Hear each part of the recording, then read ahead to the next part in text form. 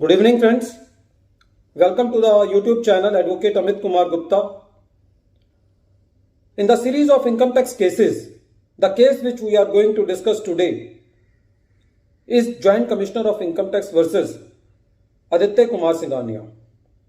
Friends, this case is very important in understanding the provisions of Section 10 subsection 2A. Section 10 subsection 2A says that if any partner receives any share of the profit from the partnership deed or the LLP, then it is exempt in the hands of the assessee under Section 10 subsection 2A. And what is profit sharing ratio? The profit sharing ratio is the ratio which is given in the partnership deed. The facts of the case is like that. The assessee is an individual. Assessee has entered into a LLP with a private limited company, and the profit sharing ratio between the two is 95:5. And the fixed capital contributed by both the partners, that is by the assessee and the private limited company, is 95:5. The further arrangement was that if any capital over and above of the fixed capital is to be brought, that capital is to be brought by the private limited company. But in this case, the assessee was graduate and he was having an experience of 20 years in the share trading. So, as far as the assessee is concerned, he was having the edge of having technical knowledge in investing, and the other partner is a private limited company which was having an edge in making the more investment into the LLP. The profit share of the assessee was near about 2 crore rupees, and assessee claimed it under Section 10 subsection 2A. When this matter was going under the scrutiny, the assessing officer said that it is a culpable arrangement between the assessee and the private limited company. The profit sharing ratio is 95:5. The fixed capital is 95:5. But the fluctuating capital is invested by the private limited company, according to which the fluctuating capital was near about 9 crore by the private limited company and it was near about 25 lakh by the assessee.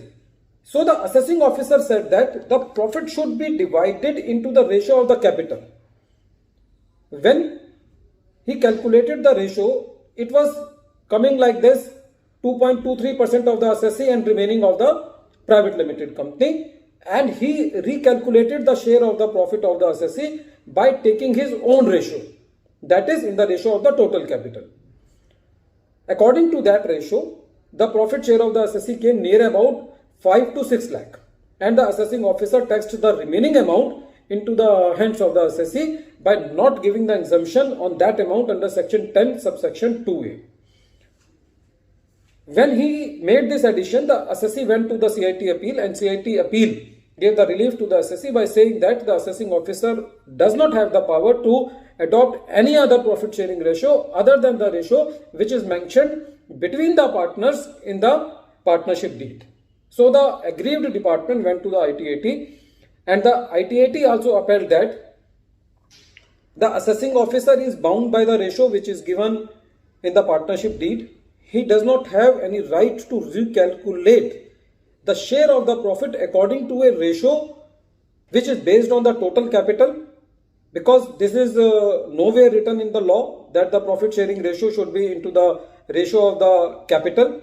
So the view taken by the assessing officer was not valid into the eyes of the law, and the view taken by the assessee is will hold good, because the assessee was, as per the law, the profit sharing ratio was 95:5 in the partnership deed, and it was decided when the LLP agreement was entered into. Friends, this case is very important in dealing with all those cases in which the profit share of the assessee is exempt under Section 10 subsection 2A in the hands of the assessee. But we see in our normal practice that whenever an assessee is claiming any exemption, and if that exemption amount is very substantiate, then the department has very difficulty in giving those exemptions. They feel that there is some culpable device, they are not into the four corners of the law, and they try to snatch this exemption from the assessee on one or the other pretext, which is not according to the law all the times. So in this case also, the ITAT decided that the view taken by the assessing officer is erroneous and the view of the assessee holds good. Friends, at the end of this video, I am once again repeating the name of the case. The name of the case is Joint Commissioner of Income Tax versus Aditya Kumar Singhania. Thank you, friends.